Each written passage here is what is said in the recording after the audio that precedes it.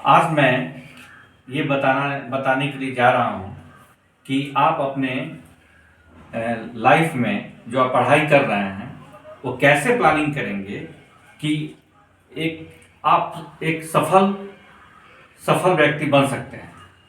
जैसे कि आप मैट्रिकुलेशन यानी कि आप 10th क्लास पास करते हैं। पास करने के बाद आप इंजीनियर बनना चाहते हैं, डॉक्टर बनना चाहते हैं, लॉयर बनना चाहते हैं या सीए बनना चाहते हैं, तो आपका फोकस होना चाहिए।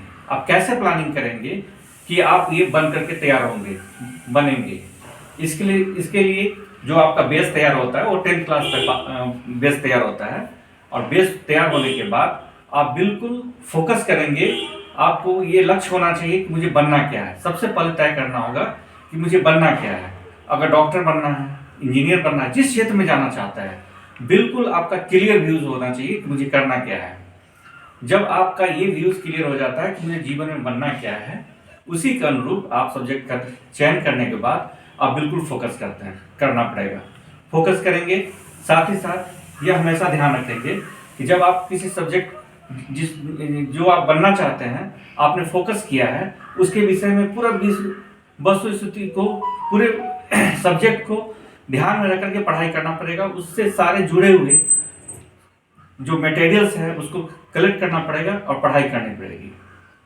हमेशा ये ध्यान रखें कि जब ये आप कलेक्शन करते हैं, जब पढ़ाई आप करने के लिए जाते हैं, तो कंटिन्यूटी होना बहुत मस्ट है।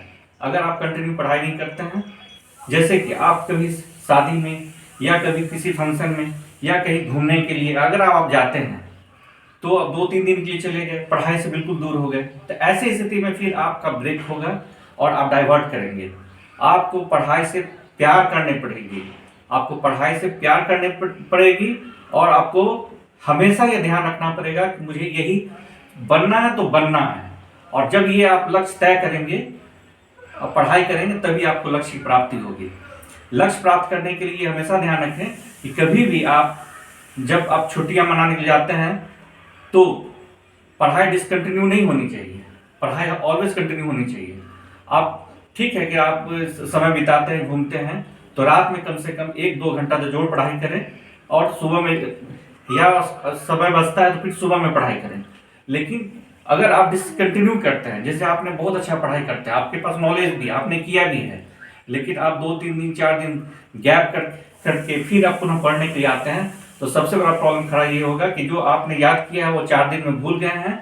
फिर ये तो आपका 4 दिन गया ही, साथ ही साथ जो आप पढ़ाई किए थे उससे भी याद करना पड़ेगा, यानी कि आपको 8 दिन का लॉस होगा। इसलिए पढ़ाई में कंटिन्यूटी और लक्ष्य का निर्धारण आप करेंगे तो जीवन में जरूर सफलता मिलेगी। धन्यवाद।